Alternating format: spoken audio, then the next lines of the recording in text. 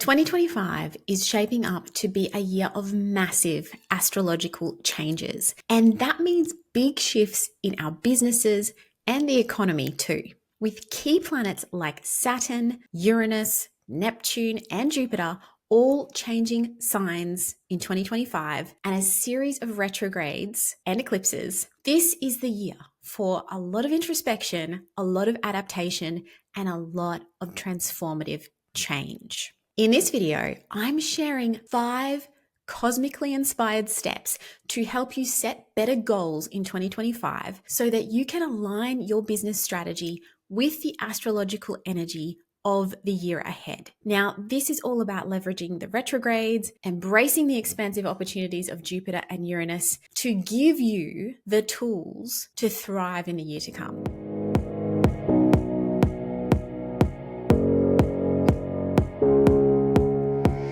Welcome back to the channel. If you're new here, I'm Sophia Palace, and I help entrepreneurs like you to use astrology to create more aligned, more purposeful, and more profitable businesses. Today, we are diving into the energy of 2025. This is a year packed with planetary sign changes, retrogrades, and eclipses that are going to shape how we navigate our businesses and our lives. I'm going to guide you through 5 cosmic steps to set your goals for the year ahead, helping you align with the planetary energy for clarity and success. Now, this process is all about working with and not against the cosmic flow, right? And if you want even more, I'd encourage you to attend my 2025 Cosmic Business Planning Workshop, which is going to help you create a tailored, actionable plan for the year ahead. But first, let's dive into the steps you can start today. So the first step is to reflect on 2024. Before you dive into planning anything for the next year,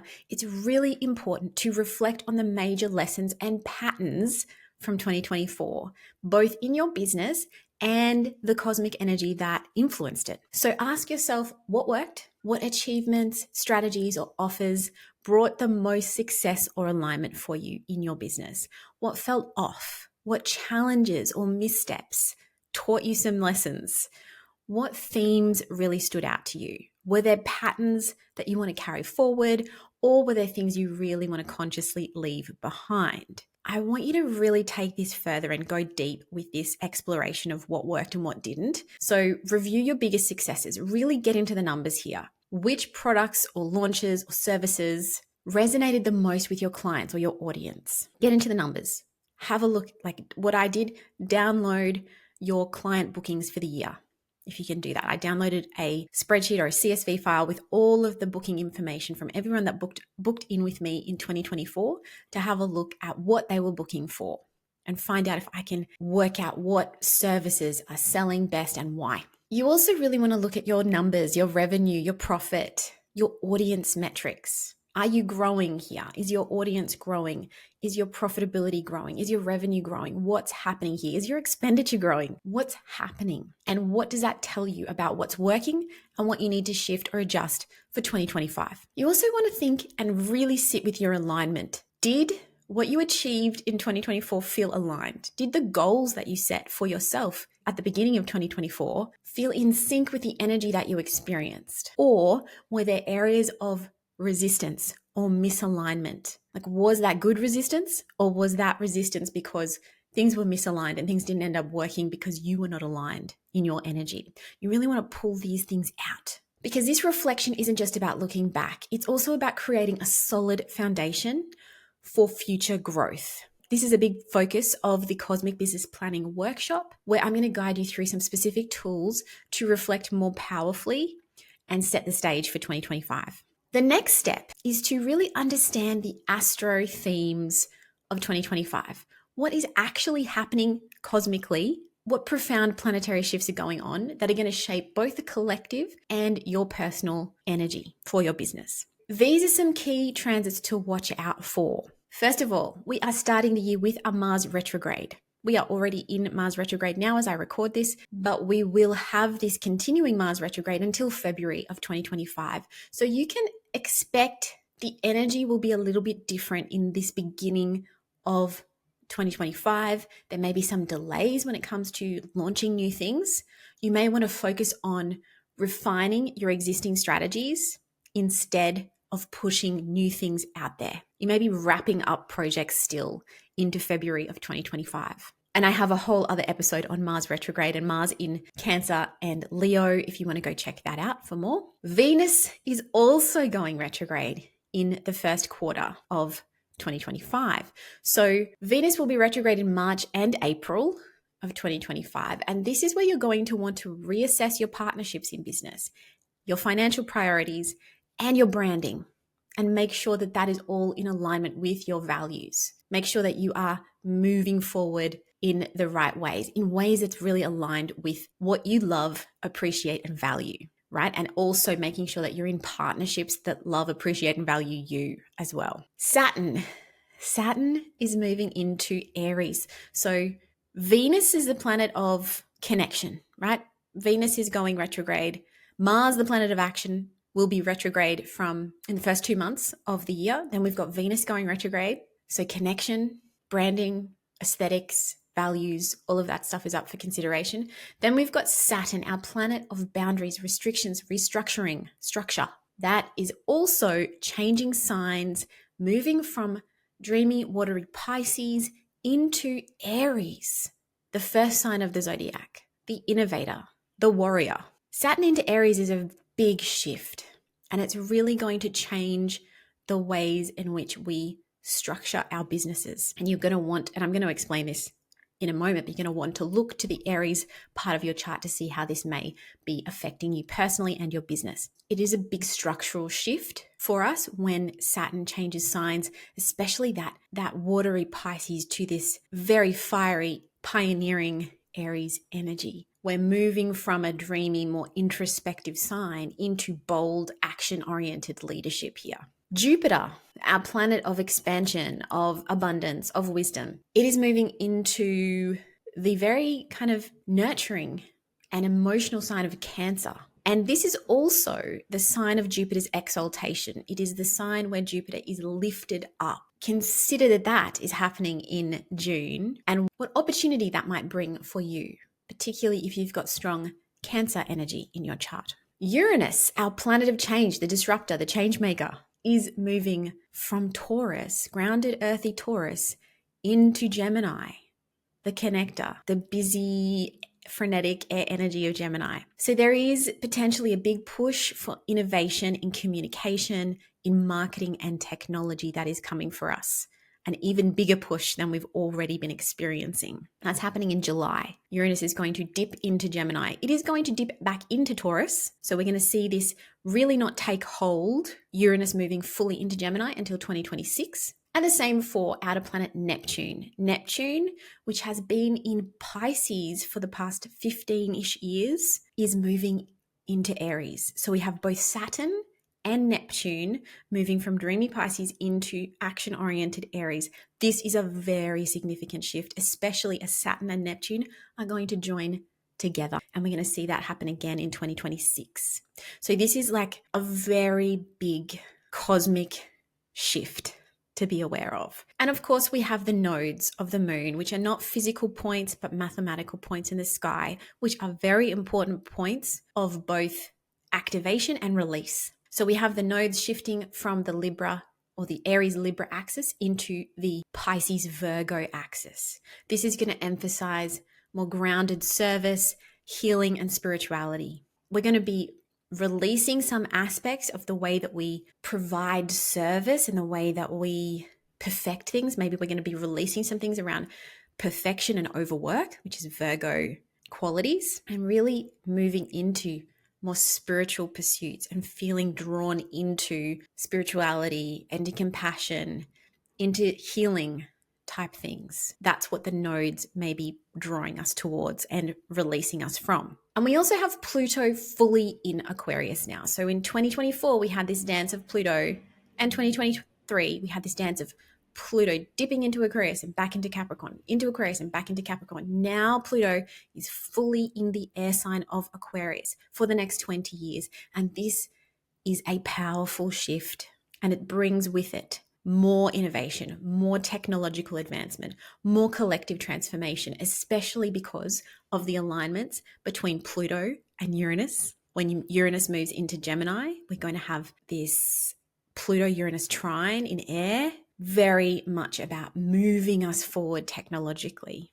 So there's a lot of rapid change. We are going to have to be very nimble and adaptable over 2025 and 2026. So those are some things to know about. Each of these transits offers some opportunities and some challenges, especially depending on how they activate your unique chart. They also have a collective influence on all of us, but they will be more or less intense depending on your own personal chart. So this is step 3, where we map out your personal transits and we look out for where things are actually happening in your chart. So this is where astrology gets personal and practical. This is what I love to do with my clients. This is what I love to do in my planning sessions, like the one coming up in January. Your chart holds the key to working with 2025's energy. So here's what to look out for. You're going to want to notice Jupiter. Where is growth and expansion most likely to occur based on its position in your chart? So what house is Jupiter transiting through when it's in Gemini in your chart? And what house is it moving into when it moves into Cancer in June? Where is this happening? And what else does Jupiter symbolize for you? Is Jupiter your chart ruler, for instance? You can watch my video on chart rulers and your personal brand to find out more about this. But if Jupiter is your chart ruler, this is a really significant move, a really significant transit for you, because Jupiter is moving into the sign of its exaltation. So your chart ruler is about to get a whole lot more powerful because of this transit. So take that into consideration as well. This could be a great opportunity, a time of opportunity for you. Look at Saturn, of course. What is Saturn doing? Where is Saturn asking you to restructure or to create some more discipline? What part of your chart is it activating? What part of your chart does Saturn rule as well? And how might these things interplay? Now, it's important to note that while we've got Jupiter in the sign, Jupiter moving into the sign of its exaltation in Cancer, we have Saturn moving into the sign of its fall in Aries. So Saturn doesn't love being in Aries because Saturn is a grounding influence, and Aries, it's a fire energy. It's a lifting energy, while Saturn is a grounding energy. So it's kind of a challenging place for Saturn to be, but it could also be, sometimes we find our biggest opportunities in these moments of challenge or these moments of discomfort or resistance can help us to break through to something really important. So I want you to keep that in mind too. Look at the nodes. What areas of life and business are the nodes going to be activating for you in 2025? What's calling for release? What's calling for renewal? Look at the eclipses. Look at the moons. Which areas of your chart are being activated for new beginnings and completions? New beginnings, new moons, completions, full moons. What other themes might be coming through for you throughout these months of the year? This is where the rubber hits the road, and we really get into this with the planning workshop as well, and with additional resources that I can give you as part of that planning workshop. Another really important thing to consider for your planning is retrogrades. So of course you need to consider the Mars retrograde. You're going to be reflecting on leadership, on creative processes. You're going to want to avoid pushing forward too quickly while Mars is retrograde. Venus retrograde, you're going to want to reassess your client relationships, your business partnerships, your offers even. Are they aligned with your values? Is your brand aligned with your values? The Venus retrograde is a really important time to consider these things. Mercury retrogrades happen every year. They happen 3 to 4 times a year. I have other videos on Mercury retrograde if you want to check those out for how you can better use Mercury retrograde energy. But these times are really important for reviewing and revising your key messages, your content, potentially even your contracts and your technological systems, your email marketing system. The way that you take money, the way that you collect your payments can also be reviewed and revised during a Mercury retrograde for more powerful results. You're going to want to map out in your calendar so you can make the most of those times, leverage that energy. And we will go deeper into this step in the workshop, where I'm going to guide you through how to use these transits for your specific chart so you can plan more strategically. Step 4. This is where you align your goals with the cosmic energy. So once you understand these collective and personal themes of 2025, this is where it's time to set some aligned goals. So you're not just going and setting any random goal, you are really considering the energy available to you and how you can work with that to set your goals. So focus on what these planetary alignments are showing you. Use, for instance, your personal transits to prioritize the areas most activated in your chart. You're going to time your launches, pivots, and rest periods around planetary transits so you stay in flow with the cosmic energy. You might also want to think about if Jupiter in Cancer is activating your 6th house of work and daily habits and routines and processes and systems. And this is a great opportunity when Jupiter moves through a house to really use the juice, the Jupiter juice. So you may want to set goals around your habits and processes in your business. It may be that you want to set a goal around systematizing something that has been on the back burner for a long time. And you're like, my goal in 2025, or especially in the second half of 2025, is to get this system up and running, to save me time, to save me energy and heartache, because I'm having to do so much heavy lifting here. What if I optimize this? What if I use that Jupiter juice to help me in that 6th house area, to help me improve this process, this system in my business? And that then will allow me to take on a new opportunity. It opens space for new opportunities. That's how we work with Jupiter transits, because they don't just hand us things. It hands us an opportunity. Let's work with that energy. Set the goal around what's being activated in your chart. You can even set goals around what Saturn is activating in your chart as well. Maybe Saturn is activating your 10th house of career. So it's asking you to set a goal potentially around restructuring your public reputation, restructuring something that's really important and pivotal in your long-term success. Maybe there's a new way of doing something that relates to your public reputation that you need to build into your business and create some structure around. And in order to time also your launches, your pivots, your rest periods, you're going to want to make the most of the moon's phases as well and the cycles that we're in, and potentially consider, are you having any 12th house activations? That's a retreat time. Do you need to take a break from something? Do you need to reassess what's not working with those retrogrades? How can you work with the astrology so that your year feels aligned and in flow, instead of you making goals that don't happen because you're pushing against the energy, or not just pushing against the energy, but you're not using the energy most effectively. You're setting goals in areas that aren't going to get for instance, Jupiter juice. Why not set a goal that is going to allow you to access that, and also allow you to access potentially the power of Saturn as well, because Saturn can be a very constructive force in business, and so can the retrogrades. So work with that energy. Step 5. This is the final step, and it's time to embody your plan. So goals are just the beginning. Setting the goal, as you know, is just the start. Goals don't mean anything unless you begin to embody your vision and actually work with your own nervous system and create some pathways for success. Things that might help you to embody your vision and really stay connected to your goals are monthly rituals. So this is where working with the phases of the moon can be really powerful, because if you reconnect with your goals every month, at every new moon or every full moon, then you are reminding yourself and your body of what you want and what you're calling in. When you're reflecting at a full moon, notice what you've already achieved. That is also helping you move along the pathway of your goals, move towards your goals. You're recognizing the things that you've completed. You want to build flexibility into your plan as well. This is really important when it comes to retrogrades.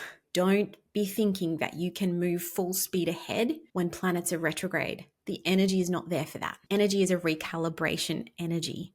Whether it is a Mars retrograde, a Venus retrograde, or a Mercury retrograde, there will be things that are slowing you down a little bit. It doesn't mean you can't make money, launch things, all of that stuff, but just notice that you can't go full steam ahead all year long. There are periods and pockets of time where you have to kind of surrender to the process. I also think it's going to be more important than ever to find simple grounding exercises or techniques, because we are going to be in a lot of air and fire energy by the end of 2025. This is extremely activating, heady energy, and we can get into a lot of overstimulation and dysregulation in this kind of energy. It's not all bad. It can bring amazing ideas and inspiration through, but it's very activating. So some simple practices to help you ground could be things like stomping, really stomping into the earth, feeling that connection with the ground, with your feet, with your legs, that kind of thing, to connect you in with the lower half of your body, or things like ankle circles, really feel into your feet, your ankles, foot stimulation, that kind of thing really helps you to notice that you have a lower part of your body and that it is connected to the earth. It might just be as simple as walking outside on the grass or going for a walk on the beach if you can, if you're near the beach, or just going for a walk barefoot can be really helpful because you are feeling that stimulation on your feet, which is reminding you that you are in a physical body. You're not just a brain, right? Get a bit more of that grounded energy into you. You can also, of course, if meditation works for you, do that. Breath work is amazing. If it works for you, do that. Just make more space and time for being in your physical body. Things like taking a bath, doing exercise, getting a massage, those kind of things are amazing. Just reminding you that you are a physical being in a body, and grounding your energy into your body can help you to embody your goals as well. It helps you to feel what you really want. Instead of it just being in your head, get it into your body. Dance is an amazing way to do that too. And to really feel great and get your vibrancy and your energy up. Do some dance. Put on a song you really like. Get your body moving. Feel the energy shifting. You need to be moving that energy through your body so you don't get stuck and you don't get stuck up here.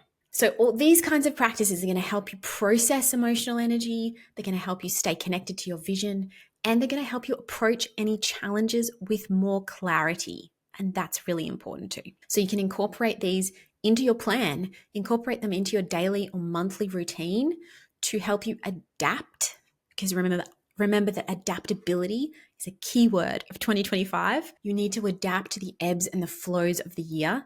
That will keep you aligned and that will keep you resilient. All right, 2025 is set to be a huge year of change, adaptation, and opportunities. And so by following these 5 cosmic steps, you're going to be able to plan with more intention, align your goals with the astrological energy, and set yourself up for a more successful year. If you want to dive deeper, join me for my 2025 Cosmic Business Planning Workshop. Together, this is where we're going to create a personalized roadmap for you so you can navigate these energies and align your business for growth. All the details to join me will be in the show notes or the description box below. I would love to see you there. Seats are limited, so please make sure that you do register if this is something that you want to do and set yourself up for in 2025. If you enjoyed this video, make sure you like and subscribe to my channel. And if you want to understand more about what Jupiter can help you with when it comes to growth and expansion in your business, watch my episode on Jupiter, which should be coming up next if you're on YouTube. If you're listening to the podcast, go and check it out. It's called What Jupiter Reveals About Your Business's Hidden Potential.